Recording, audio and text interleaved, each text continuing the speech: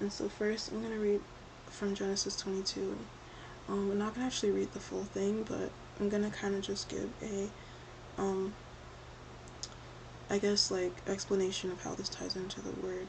So Genesis 22 is when Abraham is tested before God, and God is asking him to sacrifice his son. And so Abraham obeys God and, is willing to place his son on the altar and, have him be that sacrifice to God.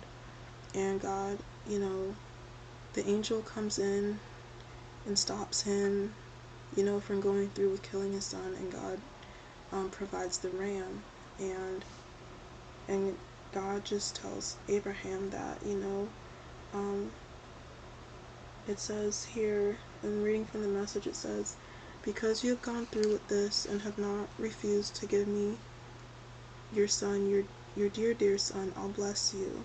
Oh, how I'll bless you, and I'll make sure that your children flourish like stars in the sky, like sand on the beaches, and your descendants will defeat their enemies. All nations on earth will find themselves blessed through your descendants because you obeyed me. So, as they are, like, going before the Lord, like, they're at a place where, like, they're willing to, like, let go of you if that's God's will. Like, they're willing to just completely, like walk away and just walk in God's footsteps and walk with the Lord, so that they're, like, in step with him. God is, like, saying, like, you're willing to, like, you're not refusing to hold on to this thing that has been so, like, valuable to you, and just them even being in obedience by coming back to God and surrendering to him and submitting to him and seeking him, and they are, like, coming to that place where God is opening their eyes and God is allowing them to see the truth, and they are coming to this place where God is preparing them spiritually, emotionally, and mentally and physically to, embark on this pursuit and this conversation and confession and reconciliation and things like that. And then, and even as they do that, they're going to experience the blessings of it. So then Genesis 28 is about Isaac sending Jacob to get a wife. And,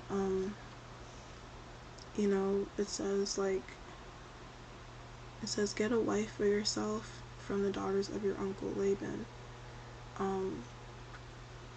So basically, like, God is kind of instructing them and saying, like, get a wife for yourself, like, get her, like, that's what God is saying. Like, God is telling them to go after you and get you.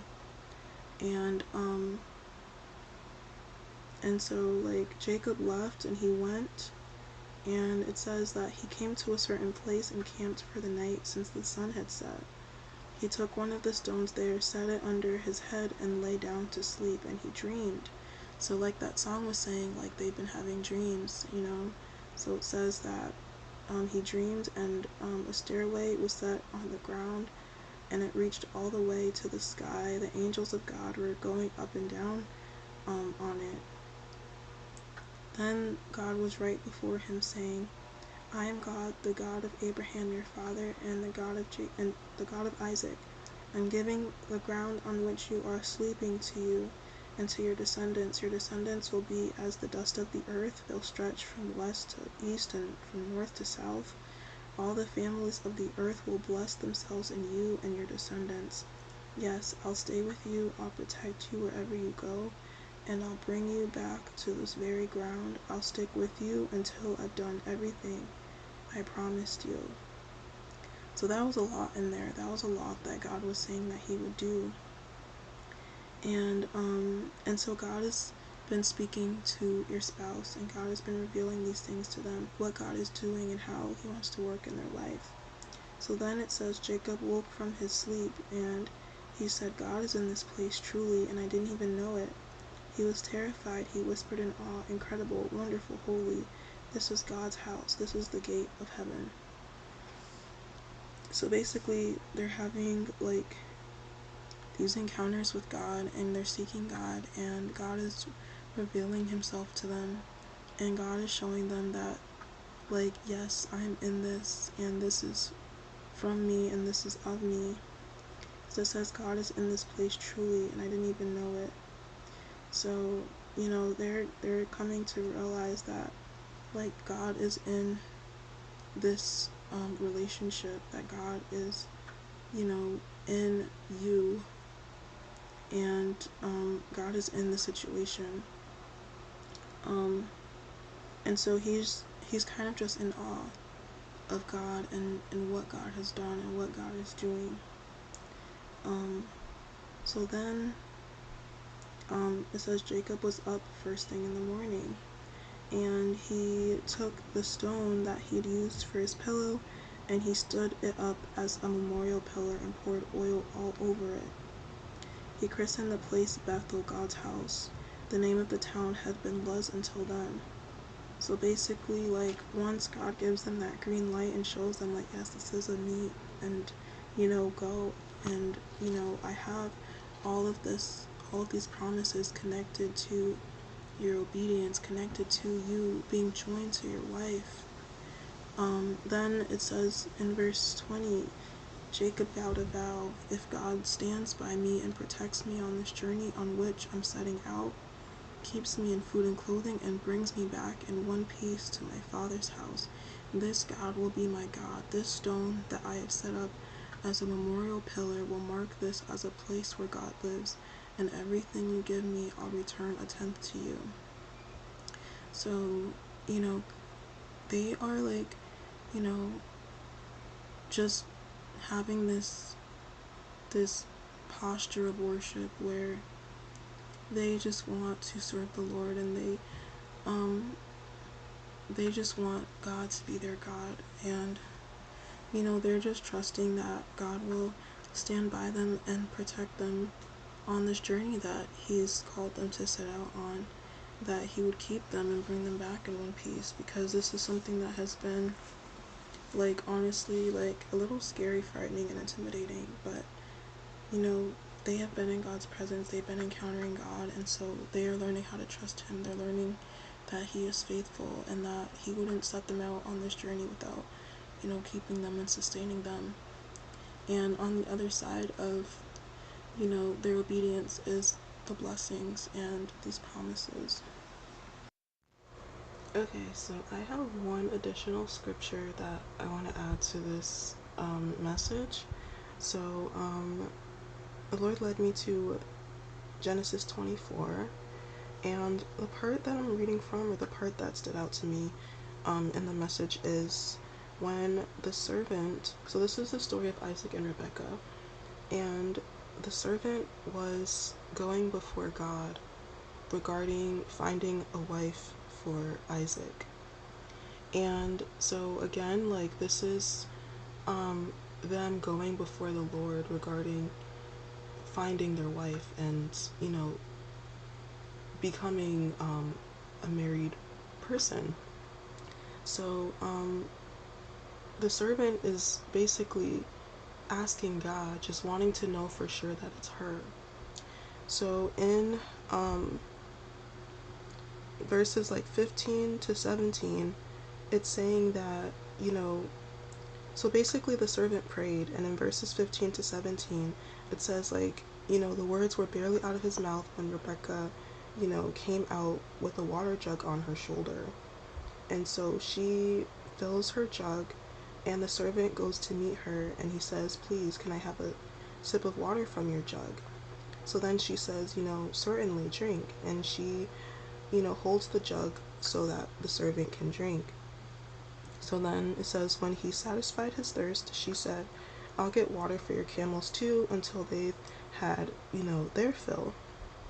So then she empties her jug, and she goes back to fill it, and she, you know, fills it until all the camels have had, you know, their fill of water. So then it says in like verse 21, it says the man watched silent. Was this God's answer? Had God made his trip a success or not?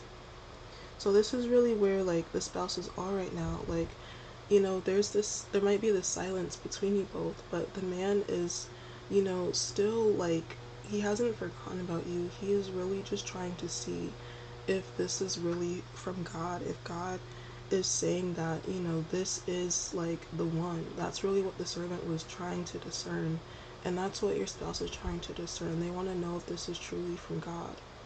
So then it says that, when the camels finished drinking, and the man brought out gifts, a gold nose ring, and arm bracelets, and he gave them to her. So then he asked her, tell me about your family. Whose daughter are you? Is there room in your father's house for us to stay the night? So then, she says who she is. She's the daughter of Bethuel, the son of Milcah and Nahor, and there's plenty of room in our house for you to stay, and lots of straw and feed. So then it says, the servant, he bowed in worship before God, and he prayed, blessed be God, God of my master Abraham. How generous and true you've been to my master. You've held nothing back. You led me right to the door of my master's brother. So this is really like God coming through and confirming to the servant that yes, this is the one, and he is like providing, and he is making a way, and it was like basically the servant asking those questions to her was basically, her response was the confirmation that she was the one. So basically, your spouse might be asking these questions to God, and the response that they get is going to be their confirmation and their green light, like yes, this is of the Lord, and you can go forward in pursuing this and going forward in this marriage. And so it says like, tell me about your family, whose daughter are you? So even with that question, I think they're like, even with the spouses, they're just wanting to know like, whose daughter are you? Like, are you a daughter of God? Are you a daughter of the Most High? They're wanting to know like who you truly are, like if you're truly of God, and then it says like, is there room in your father's house for us to stay the night? So even when you think about staying the night, it's like, the servant is asking her like, am I welcome to join you? Am I welcome to be with you? And that's really like what the spouses are wanting to know too. Like, are they welcome into your life? Like, are they, do you have the room for them? Like, do you have the space to take them in? And so again, that's why like the Lord is wanting you to prepare your heart to receive and accept them and welcome them. And so that was just another revelation that the Lord gave me regarding this message, and I pray that that encouraged you as well. It definitely, I'm grateful that the Lord showed me that, and it really just kind of ties into this message again, that they're going before the Lord about you, and they just really want to know if this is truly of Him, and the Lord is going to confirm it for them, and the Lord is going to show them that you are of Him, and that this is of Him. And so yeah, that's pretty much all I have, and I just pray that this encouraged you. Be blessed in Jesus' name.